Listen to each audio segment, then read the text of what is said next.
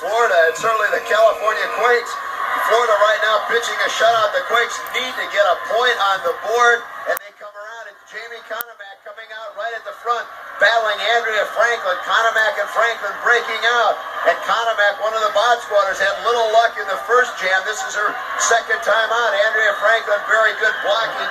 Sprung Kathy Evangelo free on the last jam for 4 points for Florida. Well, and Ken, both these teams are playing very physical today. This is almost like two New York Enforcer teams in an inter-squad scrimmage.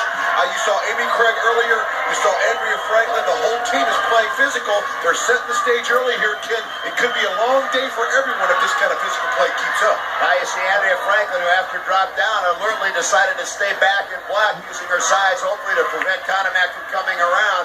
And now it's Lindsey Francis. Oh, Francis talking about missing a block. Conomack, a great sidestep, finally getting the Quakes on the board. It's now 4-1, and it's Conomack celebrating. Well, that's the kind of thing that physical play sets up. Jamie Conomack playing physical. All of a sudden, bait and switch. Number 33, Lindsey Francis, just buzzing into the side of the track.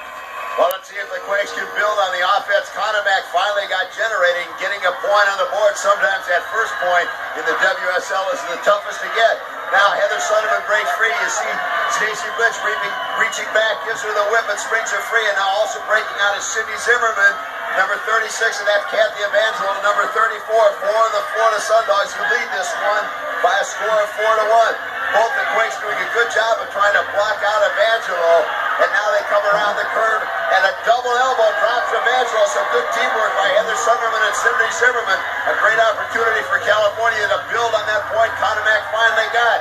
You see Heather Sunderman and Zimmerman alertly trying to grab Heather Sunderman as they come around. Well, Heather Sunderman, if this game stays physical like this, Ken, she's playing well right now, but if it stays physical, she doesn't like a physical game. She will really suffer in that kind of environment. You see Andrea Franklin and Lindsey Francis trying to set up a double block. It works so far. Now Stacy Blitch trying to drop back. Calls out a playmaker. Stacy Blitch is able to go by, break up the double block. Zimmerman goes inside. Sunderman goes outside. They each pick up a point, and suddenly it's 4-3. Lindsey Francis a little upset with the play of Stacy Blitch. Well, Stacy Blitch sure does respond to physical play. You saw that right there. As number 33, Lindsey Francis was the benefactor of a big shot from Stacy Blitch. Now, and there, Denise Loden and Stacy Blitch going at it. Denise Loden not about to back down from anyone. And finally, referee Sean Corbin is able to get in and break it up. Loden probably a little unhappy about it. And Rusty Montgomery, Ken. Rusty Montgomery goes after Denise Loden. It's no secret he does not like this relationship with Sean Atkinson. And now Atkinson a little upset at Rusty Montgomery going after Denise Loden. There may be some smoke and fire to this relationship between Loden and Sean Atkinson. So far they've both denied it, but based on their actions we're seeing here on the track, it would appear this is in fact something. You see Denise Loden is coming around. Will Atkinson put his team first, or perhaps Denise Loden? Now some great strategy by the Sundogs. They put the jammer helmet on Debbie Rice, the speedster. California has been building some momentum. Rice, of course, the fastest of the Florida Sundogs, and that's who they turn to. You see Debbie Rice going high, bulleting around the high outside turn as she comes around. California now unable to get anybody out. Debbie Rice certainly closing on the pack very, very quickly, using her speed as they come around. Well, I really look for Debbie Rice to make a statement here today, Ken. She's been out with injuries. She's been plagued by injuries the last several weeks, and she wants to get out and show everyone that she's back to play, but the layoff hasn't hurt her dramatically.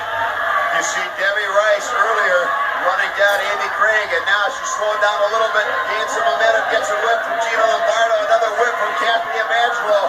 The California Quakes try to pull away, but Rice's speed has already picked up one, and there's still time.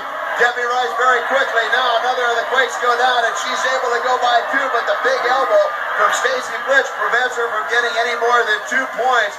But a great, great job. The pull away by the California Quakes didn't quite work, going to the tremendous speed. And there you see Loden and Blitz going at it once again. And Ken, these two didn't need an excuse to get it going, but they're starting early today, and it's because Stacy Blitz feels especially vulnerable to this rumor about the romance between Sean Atkinson and Denise Loden. And while tempers are cooled down, let's go to Roller Rooms. Roller Rooms, brought to you by Dial 1-800-AT&T for collect call. I'm Sean Cole, head official of the WSL. If you think it's easy being in my skates, think again. Brian Gallagher. Gallagher and Eric Slopey were out on a jam in this game between the Rustlers and the Quakes. When they got to the pack collapsed, and they had to go air. How many points would you give him? When Gallagher jumps the pack, he lands on the track, but Slopey lands on the infield. It's illegal for a jammer to pass on the infield. That means Gallagher gets 4 points, and Slopey gets a don't. Now you know the rule. We'll be back with the men right after this.